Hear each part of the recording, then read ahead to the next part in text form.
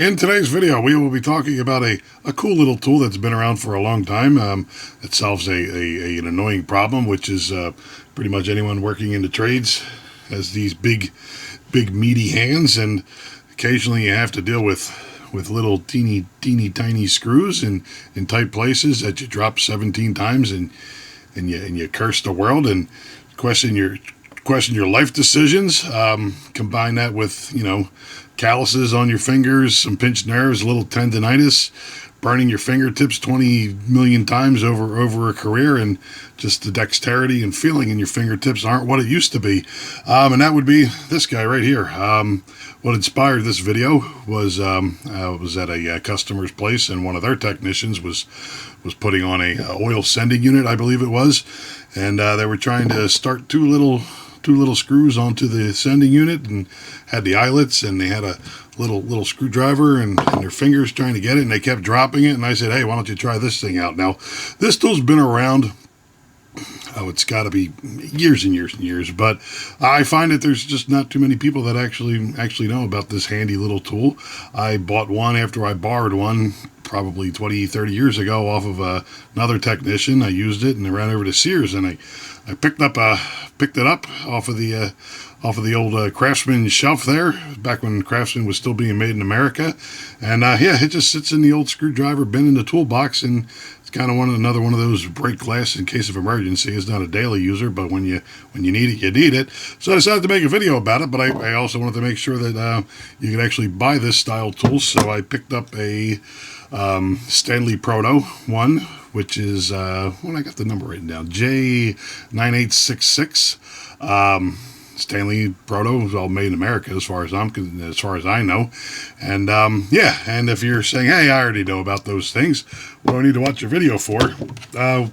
When I was looking for this one, I actually found Klein has a completely different take on that situation. So we'll take a look at the Klein ones and see which ones are best. So yeah, let's flip the video down. We'll see how they work, the differences between them, and maybe some reasons why you'd want this over, like, say, a magnetic screwdriver. So yeah, let's do that. And this is the original one. Like I said, I've had this for decades. Craftsman H41024 is the model number of the thing. Again, made in the USA. And basically what this does is, hopefully I can get a little macro going on here. You can see that little cross there. You take the actual tool and you get, see the little slide here with the notch? You kind of cock it and pull it out. Then you take your screw of choice, the tiny one like this one, kind of stick it in there, and then that little lever in there cocks over, and that thing ain't going nowhere. So then when you're done, you just kind of take it out. You kind of see the action that's going on there. That's in its locked position, and this would be in its unlocked position. And basically what happens is when you push it in, a little thingy comes out, twists, and then it just locks the screw in. Now, the only real difference between the old Craftsman, aside from a little bit of diameter going on here, and the Stanley Proto, is the little pocket clip here. The Stanley has a end for Phillips screws.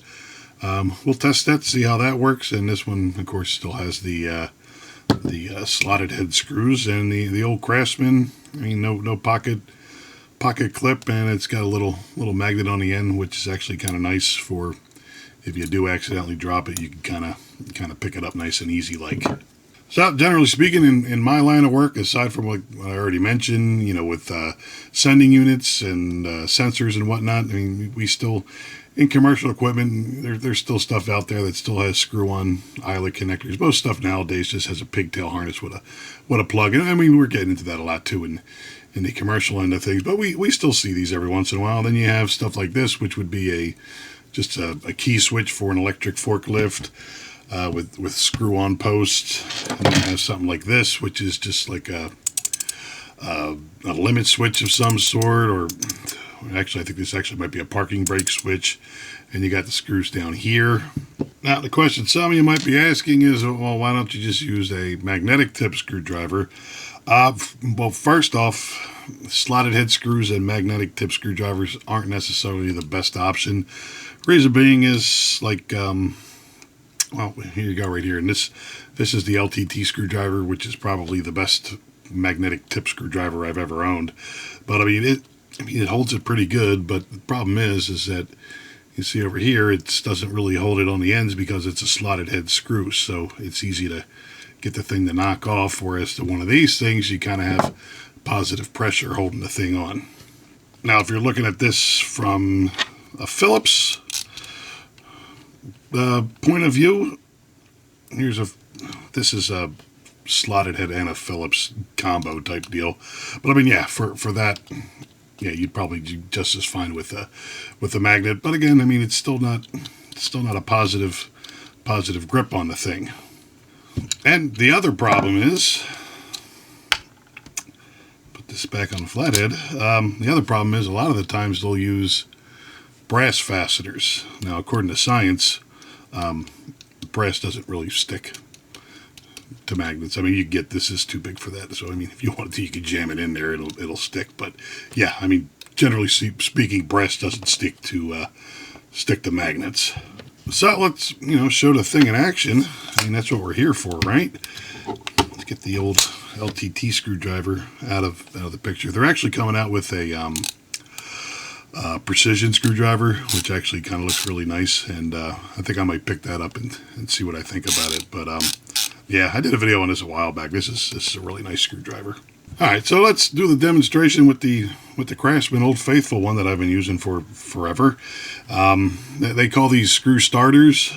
Reason why they call them screw starters is because you're really not supposed to put excessive amounts of torque on them. You can also use them as screw removers, but yeah. So I mean, kind of use your imagination that this is stuffed in a hole that you could barely see, and you got this guy. You clip it on there, and then you have usually some type of eyelet that you're going to need to use. So you would kind of do some action like this and just kind of balance your way in there, and then just get the thing started without jamming it up too bad.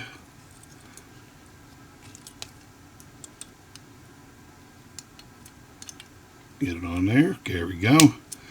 Yeah, then you get it started and then pull it off, and then you drive it home with a regular old screwdriver. Now let's move on to the Proto version of this. Again, Phillips on this end and flathead or slotted head on this end right here. Yeah, so you take it, and this is a Phillips or slotted head screw, so we'll see how it works on this. I know this will work on that just fine, but yeah, again, just kind of push it in there, snap it, locks it in place, and screw, get it started, pull it off, and then you're Bob's your uncle there. Now I just grabbed a selection of Phillips head machine screws out of the old bin there.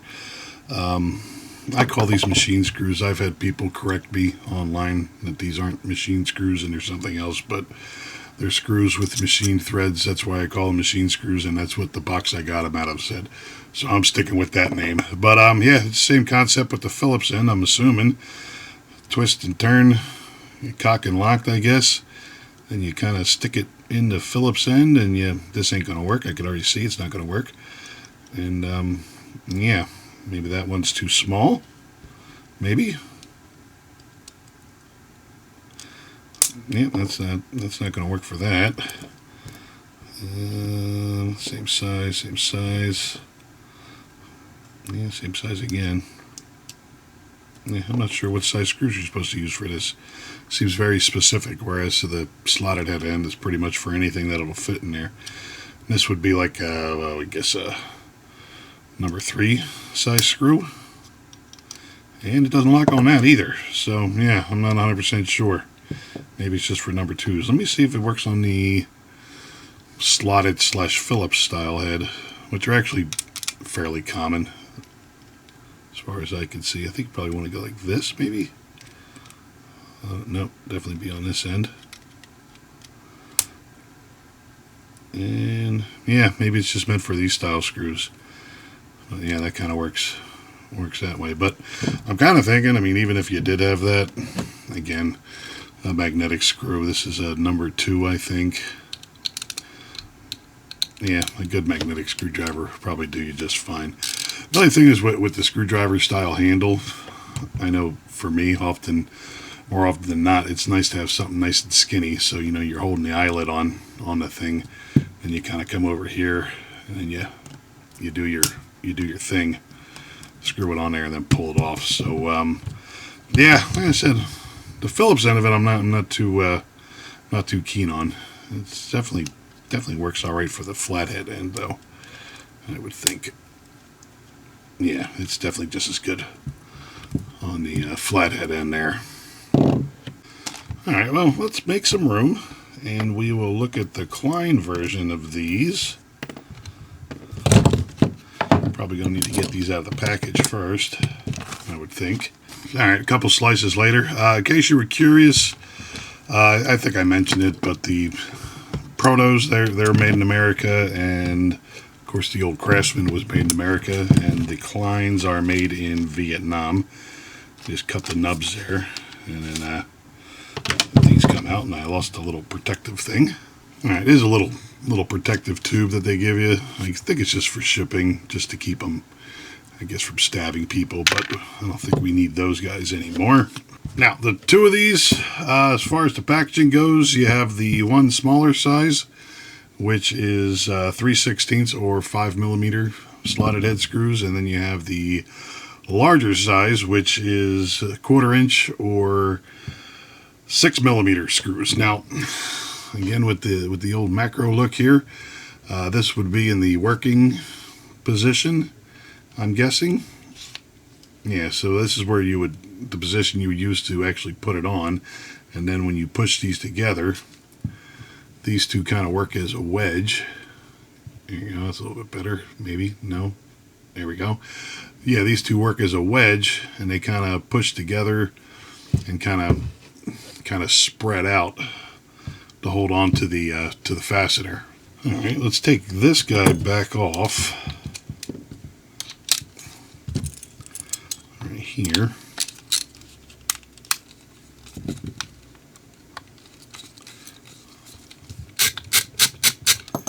All right, and I'm not sure which is which here, but we'll figure it out together.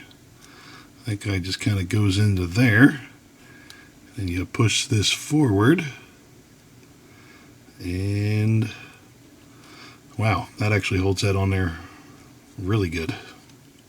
Very good.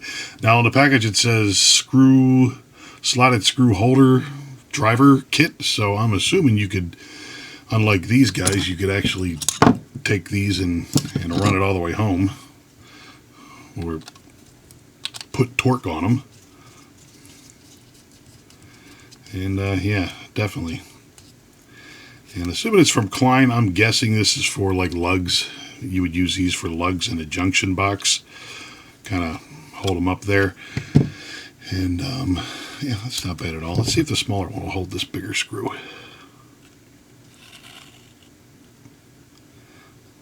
Yeah, again, it holds it really nice. I actually kind of like that. I like the smaller one too. The only thing I could say, honestly, between the two, I do like the thin handle, so you know, a little less bulk in the hand. But I mean, I can honestly say the Klein ones seem like they do hold a lot tighter than the old style ones. I could be wrong. You kind of cinch them down, break it loose, and you got the thing right there in your hand. Not bad at all. I was a little skeptical on these when I bought them, but I figure let's give them a try, and I kind of like them. And then to release it, you just kind of pull this guy back and it falls off.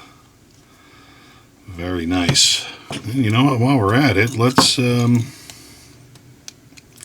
try it on the Phillips slotted head combo type screw. I don't see why it wouldn't work, but I mean, it's worth it while we're looking at it, right? And yeah, maybe not. Let me try the bigger one. Give it a fair shake here. It is a bigger size screw. Yeah, That's actually very nice. Like I said, I wasn't 100% sure on these until I actually used them, but yeah, it's holding it pretty good. So, not a bad gig. I like them. So there we go. These are screw holders. Like I said, there's probably just as many people who know these exist don't know they exist. As far as in the trades go, I find that, half the time I hand these to people and they don't know what the heck it is, and then I show it to them, and then they're like, "Wow, I got to go buy one of those after they use it." And yeah, anyone who's spent any amount of time stuffed into a dark hole with a flashlight in your mouth and an eyelet in one hand and a screw in the other hand, trying to get everything started, with the little screw. You see one of these and you're like, wow, that's kind of cool, and it's very helpful. So yeah, with the Stanley Proto J9866, $20 I think is what I got these off of Amazon for. I'll put a link down in the description if you're interested in them. The flat or slotted head end of it, I would say yes, it works just as good as the old style Craftsman.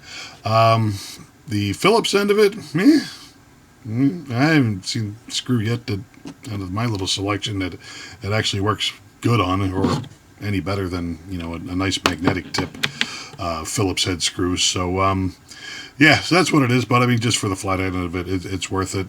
The Klein set that I have, that is a 85153K, again made in Vietnam, 3/16 5mm, quarter inch 6mm. Yeah, these were actually kind of a little bit of a surprise as to how well that little wedge action worked as far as grabbing the slotted screws. But yeah, and I mean, like I said, this is not necessarily for people in the trades. If you're doing, I don't know, like computer repair or anything like that, or you work on small electronics, I could see how this would be good, especially if you're worried about something like a magnetic screwdriver getting too close to sensitive components. I don't even know if that's a thing anymore, but back in the day it used to be. You get a magnet a little too close to your old cassette tape, and then you lose your Pearl Jam album. But yeah, so anyway, yeah, I'll provide links to these Amazon links down in the description if you're interested in them. Did I say these are $20? These were $20. And yeah, that's about it for this video. I'd like to thank you for watching. There you go.